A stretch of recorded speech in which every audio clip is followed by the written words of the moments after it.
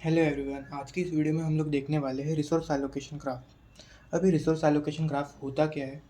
ये ना एक ग्राफिकल रिप्रेजेंटेशन होता है प्रोसेसेस और रिसोर्सेज को हम लोग किस तरीके से एलोकेट कर रहे हैं उसका।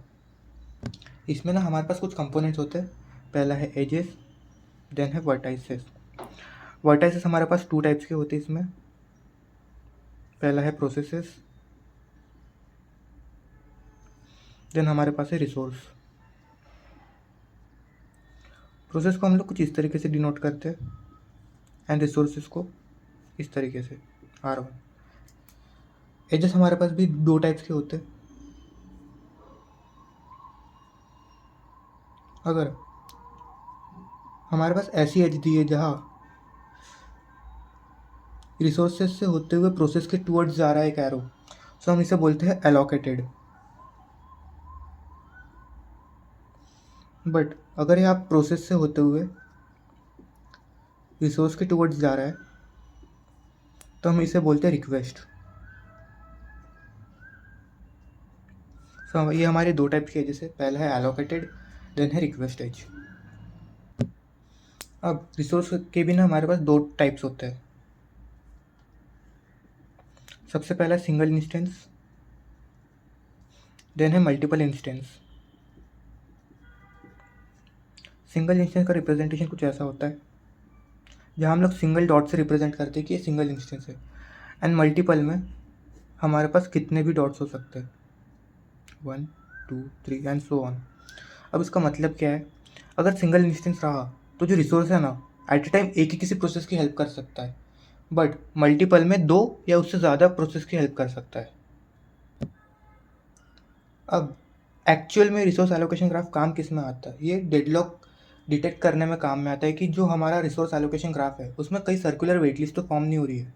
अगर फॉर्म हो रही है तो हम लोग उसके अकॉर्डिंग बोल सकते हैं कि इसमें डेडलॉक है। सो इसे हम लोग कुछ एग्जाम्पल के थ्रू समझते हैं। सो यहाँ पर हमारे पास दो एग्जाम्पल है। पहला एग्जाम्पल में है प्रोसेस P1 जो रिक्वेस्ट कर रहा है R2 से। ये दोनों सिंगल इंस्टेंस वाले रिसोर्स है। देन हमारे पास रिसोर्सेस R2 जो है वो P2 को पहले से अलॉकेटेड है। P2 रिक्वेस्ट कर रहा है R1 एंड R1 जो है वो पहले से P1 को अलॉकेटेड है। सो यहाँ देख सकते हैं जो P2 है उसे R1 नहीं मिल पा रहा है एंड जो P1 है उसे R2 नहीं मिल पा रहा है। सो ऐसी कंडीशन में क्या हो रहा है, ये एक सर्कुलर वेटलिस्ट फॉर्म कर रहा है जिसके थ्रू हम लोग बोल सकते हैं यार डेडलॉक अगर हो गया। अब हर बार ज़रूरी नहीं है कि अगर किसी भी ग्राफ में अगर लूप हो तो उसमें सर्कुलर वेटलिस्ट के थ्रू डेडलॉक मिलेगा ही मिलेगा। अगर हमारे पास कोई ऐसी ओपन ग्राफ है जैसे इसमें R1 है जो अलॉकेटेड है P1 को एंड ये रिक्वेस्ट कर रहा है R3 या R2, सो यहाँ पर देख सकते हैं डेडलॉक अकर नहीं होगा। बट यहाँ भी हम लोग देख सकते हैं एक सर्कुलर लूप फॉर्म हो रहा है। बट यहाँ हम लोग देख सकते हैं R1 के पास टू इंस्टेंस है। P1 रिक्वेस्ट कर रहा है R2 को, R1 पहले से अलॉकेटेड है P1 को। लेकिन यहाँ P2 क्या कर रहा है, R2 को अलॉकेटेड P2 है बट R1 भी इसको चाहिए। अब यहाँ हमारे पास मल्टीपल इंस्टेंस है तो क्या होगा, P2 जो है इसको R2 तो पहले से मिल गया एंड ये R1 से भी एक अपना रिसोर्स ले लेगा। सो P2 जो है ये अपना प्रोसेस कंप्लीट हो जाएगा एंड देन बचता है P1। जैसे ही P2 कंप्लीट हो गया R2 फ्री हो जाएगा एंड P1 को भी R2 प्लस R1 दोनों मिल जाएगा। सो यहाँ पर डेडलॉक अकर नहीं हुआ है, भले ही यहाँ पर लूप है बट डेडलॉक अकर नहीं हुआ है।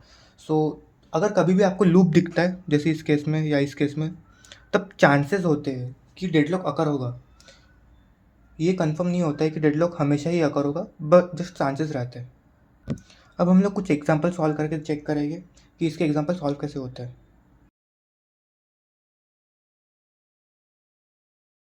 सो क्वेश्चन नंबर 1 में हमें गिवन है system has 4 process P1 P2 P3 P4 and 4 resource type R1 R2 R3 and R4। Each process request 1 resource at a time in the following sequence.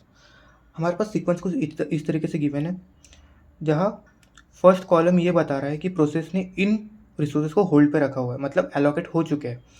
And जो second column है ये wait या requested resources को हमें denote कर रहा है। सो इसे हम लोग ड्रॉ कर लेंगे। P1 जो है R1 होल्ड करके रखा है, मतलब इसको एलोकेटेड है। सो वो कुछ इस तरीके से दिख रहा होगा एंड R2 के लिए वेट कर रहा है, तो वो कुछ इस तरीके से दिख रहा होगा। देन P2 को हम लोग चेक करेंगे R2 होल्ड पे, मतलब इसको एलोकेट हो चुका है, वेट कर रहा है R3 के लिए, तो वो कुछ इस तरीके से दिखेगा। देन P3, R3 होल्ड पे है लेकिन वेट कर रहा है R4 के लिए। देन P4, R4 अलोकेटेड है लेकिन R1 के लिए वेट कर रहा है। सो यहाँ पर देख सकते हैं सर्कुलर वेट लिस्ट अकर हुआ है। क्यों अकर हुआ है? क्योंकि कोई यहाँ पर देख सकते हैं हर एक प्रोसेस किसी ना किसी ऐसे रिसोर्स के लिए वेट कर रहा है जो कि उसको अलोकेट नहीं हो सकता है।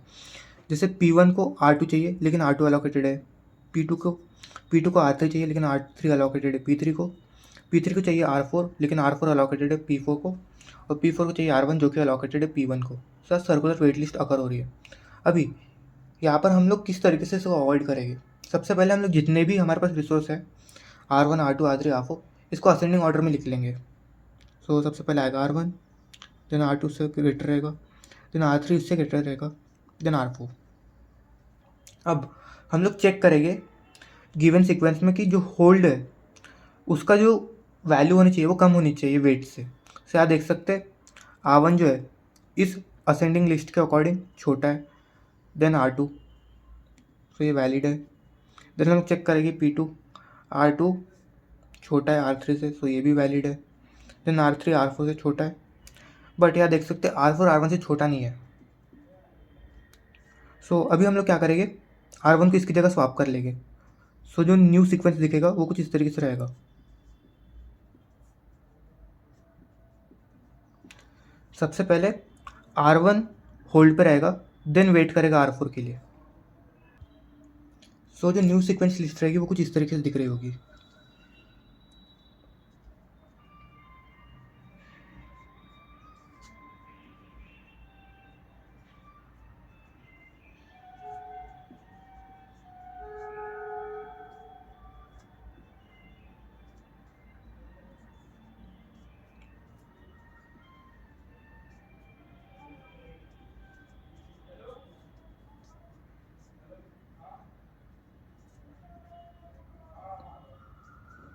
अभी हम लोग इसके लिए भी एक रिसोर्स एलोकेशन ग्राफ ड्रॉ करेंगे।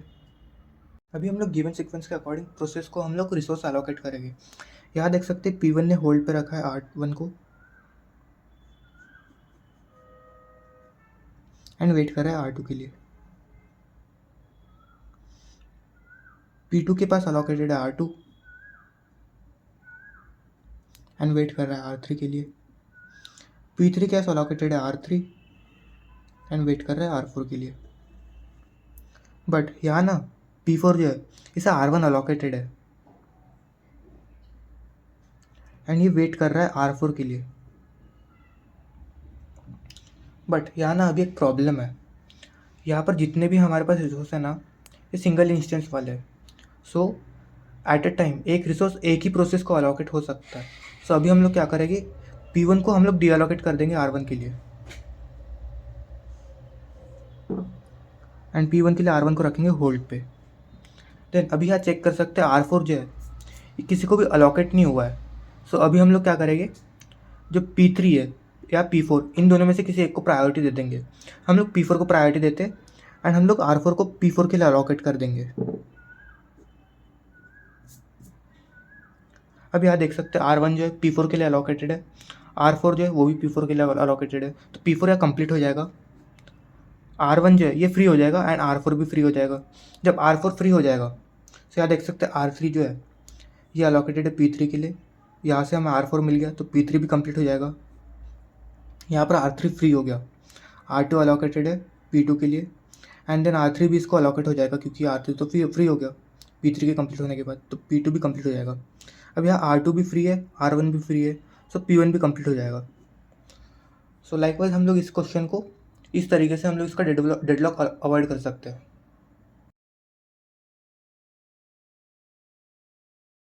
सो क्वेश्चन 2 में हमें दिया है a system has 4 processes P1, P2, P3, P4 and 3 resource type R1, R2, R3.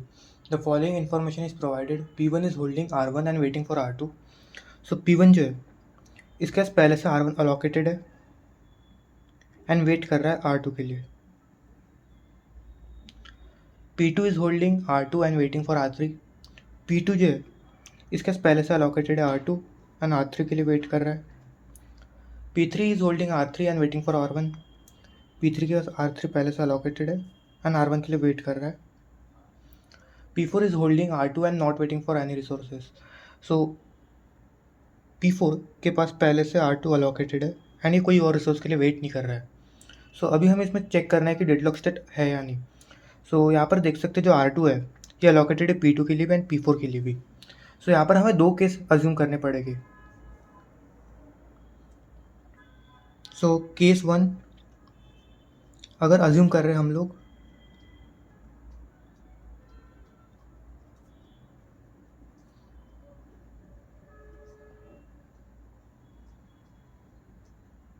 Resources are of single instance.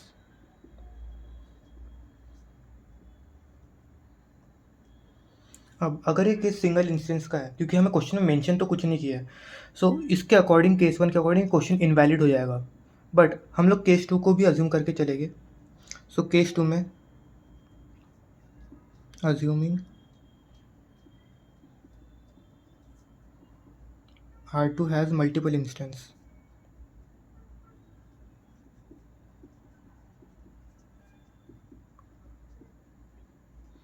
हमने इंट्रोडक्शन में देखा था अगर किसी भी रिसोर्स के पास मल्टीपल इंस्टेंस है तो एक साथ वो मल्टीपल प्रोसेस की हेल्प कर सकता है। सो यहाँ पर हम लोग अज्यूम करते हैं R2 भी मल्टीपल इंस्टेंस है। सो क्या होगा, P4 किसी के लिए वेट नहीं कर रहा है तो P4 हो जाएगा कंप्लीट हमारा, क्योंकि R2 से इसको एक इंस्टेंस मिल जाएगा, मतलब एक रिसोर्स मिल जाएगा। देन अभी हम लोग देख सकते हैं R1 P1 को अलॉकेटेड है एंड R2 के पास भी 2 रिसोर्स अवेलेबल है अभी। सो हम लोग P1 को अलॉकेट कर देंगे तो P1 भी कंप्लीट हो जाएगा। देन R1 फ्री हो गया, R3 हमें पता है P3 को अलॉकेटेड है तो ये भी कंप्लीट हो जाएगा and at the and P2 भी कंप्लीट हो जाएगा। सो अगर हम लोग केस 2 को हम लोग अज्यूम करते हैं, सो यहाँ पर जो डेडलॉक है वो अवॉइड हो सकता है, क्योंकि हम यहाँ अज्यूम कर रहे हैं कि R2 जो रिसोर्स है इसके पास मल्टीपल इंस्टेंस है।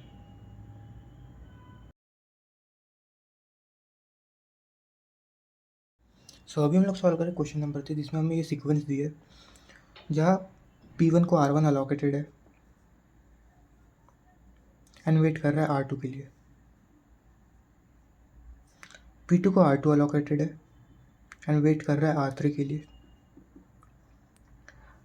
P3 को अलॉकेटेड है R3 एंड वेट कर रहा है R4 के लिए। P4 को अलॉकेटेड है R4 एंड वेट कर रहा है R5 के लिए। एंड P5 को अलॉकेटेड है R5 एंड ये वेट कर रहा है R1 के लिए। ये जो क्वेश्चन है ये सिमिलर है फर्स्ट क्वेश्चन के, बट फर्स्ट क्वेश्चन में हमें 4 resources as well as 4 process दिए थे, यहाँ हमें 5 रिसोर्सेज एंड 5 प्रोसेस दिए। सो लास्ट क्वेश्चन 1 में हमने क्या किया था, जब हमारे पास सर्कुलर वेट लिस्ट अकर हो गया था, मतलब डेडलॉक अकर हो गया था, तब हमने रिसोर्सेज को असेंडिंग ऑर्डर में लिखा था, that is R1 R2 R3 R4 R5। अभी हम लोग चेक करेंगे होल्ड की वैल्यू वेटिंग से कम होनी चाहिए। सो हमने लास्ट इसमें डिस्कस किया था, फर्स्ट कॉलम होल्ड को रिप्रेजेंट करता है, सेकेंड कॉलम वेटिंग को रिप्रेजेंट करता है। सो यहाँ पर देख सकते हैं R1 is lesser than R2, R2 is lesser than R3, R3 is lesser than R4, R4 is lesser than R5 and R5 जो है ये कंडीशन यहाँ इनवैलिड हो जाती है। सो हमें इसके लिए न्यू सीक्वेंस लिखना पड़ेगा जहाँ हम लोग इसको स्विच कर देंगे। सो ये इनवैलिड कंडीशन है। सो हम लोग क्या करेंगे, P5 को सबसे पहले R1 अलॉकेट करेंगे, उसके बाद हम लोग R5 अलॉकेट करेंगे। सो ये हमारी न्यू सीक्वेंस रेडी हो गई। सो अभी हम लोग न्यू सीक्वेंस के अकॉर्डिंग RAG ड्रॉ करेंगे। सो यहाँ पर देख सकते हैं P1 को अलॉकेटेड है R1 एंड रिक्वेस्ट कर रहा है R2 के लिए। P2 को अलॉकेटेड है R2, रिक्वेस्ट कर रहा है R3 के लिए। P3 को अलॉकेटेड है R3, रिक्वेस्ट कर रहा है R4 के लिए। P4 को अलॉकेटेड है R4, रिक्वेस्ट कर रहा है R5 के लिए। लेकिन यहाँ पर P5 जो है इसको अलॉकेटेड है R1 एंड रिक्वेस्ट कर रहा है R5 के लिए। अभी हम लोग अज्यूम करके चल रहे हैं जितने भी हमारे पास रिसोर्स है, जैसे R1 R2 R3 R4 R5, ये सब सिंगल इंस्टेंस वाले। सो हम लोग क्या करेंगे, अभी के लिए P1 को हम लोग डी अलॉकेट कर देंगे R1 से।